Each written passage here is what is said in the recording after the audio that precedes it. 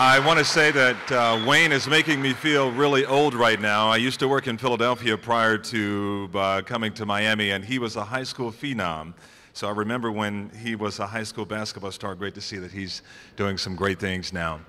So I'd like to turn my attention to living out your dreams and having mentors. We all know that there's a difference between dreaming about something and then having a mentor come along the way who can help you achieve those dreams. And three people on stage with me right now who pride themselves on making sure that dreams become reality. First off is Henry Crockett. He himself played in the NFL and used to play for Florida State. We won't hold that against him.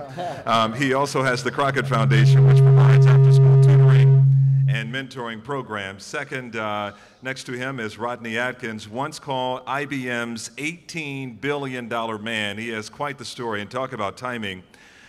He is the 1976 valedictorian of Miami-Jackson Senior High School. He's back here this weekend for his 40-year class reunion. And oh, by the way, he was voted most likely to succeed, and I would say that he has gone above and beyond that, no doubt about it. Rod, great to have you here. And Angel Torero, who has turned his life around thanks to the MI Kids program. MI Kids is funded by the United Way and aims to, quote, separate a troubled past from a bright future. And Henry, I'd like to start with you, though. Henry has been at this for a very long time, but I want to say what inspired him was not his parent, it was actually losing a parent. And someone from the Miami Dolphins showed up at your football games and as a result inspired you to want to give back. Who was that person? Yes, that person is Dr. Cannell, Danny Cannell, who at the time he was a team doctor for the Miami Dolphins. And if you know, back in the Florida State days, he had his son, Danny Cannell, was our quarterback. And we happened to meet at a photo shoot at Miami Herald, and my father passed away on that Thursday. And ever since then, Dr. Cannell has been in my life, and I'm a true product of what mentorship can do, because what he did for me opened doors. He made me believe in myself that I can do things that and go places that football would never take me. So Dr. Cannell was your mentor, and for you, Rod, yes. Did you have someone along the way? I mean, you might very well be the smartest person in the room, having majored in physics in college. But did you have someone along the way who helped you? Yes, I would say I had a community of mentors. And it turns out there were a number of people from the community that inspired me. As a matter of fact, my foundation, and I would say I'm a product of mentoring because of the great administrators and educators here at Miami-Jackson.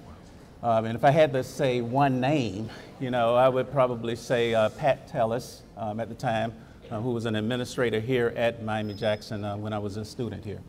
And Angel, for you, I think it's important for you to kind of share pieces of your story, perhaps, yes. And we can always Google you to get all of it because it is such an amazing transformation that you had to make. Tell us where you came from and how you ended up on this stage. Yes, sir. So I'm actually local from the community. Was born in Cuba and came at the age of 7 with my mother.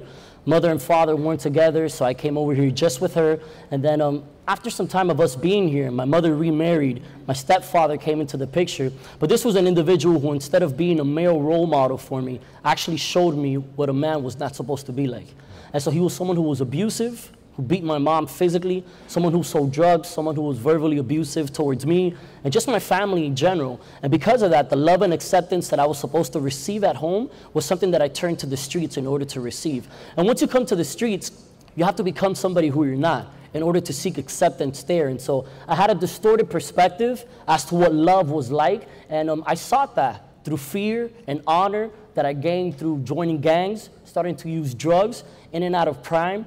And there was a lot of things that I got in trouble throughout my teenage years, getting arrested for the first time when I was 15 years old, and from 15 going on up, and just in and out of jail.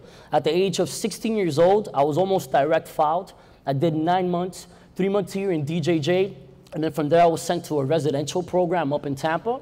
And afterwards, I got the opportunity to go into AMI, which served as an aftercare, helped me to transition back into the community, and it was a great asset to my life overall. And from there, a mentoring began that actually led up to my church. And so the faith-based community has been something that has come alongside me and has really have provided just a great support and mentorship in order for me to be where I'm at today. And so before, I would say I was probably a menace to this community, but now I'm just trying to bring hope to these streets. And working at FIU, correct? TIU, Trinity TIU. International University. An incredible story. Yes, sir. And Rod, I only have about 10 seconds for you. The importance of mentoring out there for anyone who is thinking about it and how it can make a difference in somebody's life. Mentoring works when you have someone that cares for you, but you also have to be an interested party, because the constructive input that they will provide to you can actually give you some of the tools that would allow you to achieve some of your goals and your objectives. So mentoring is a very powerful opportunity. It can come from community, it can come from family, it can come from educators. It can also, once you go into the workforce, it becomes very important in the workforce as well. Henry, for you, final thoughts. For me, it's nothing greater than serving the cause greater than yourself. And I always believe in that because like I said, I'm a product of mentorship. And we believe at the Crockett Foundation, we believe in building character and developing leaders one child at a time. So it's important, once you decide to make that step to become a mentor, it's important that you be consistent. It's important that you show up every day, and it's important that you set expectations for these kids, because I think that's the lost art, having expectations. Sometimes we let kids just go along the way and not allow them to set goals. So I encourage everybody, if you're not mentoring, take the time out, invest in these kids, because they are our future.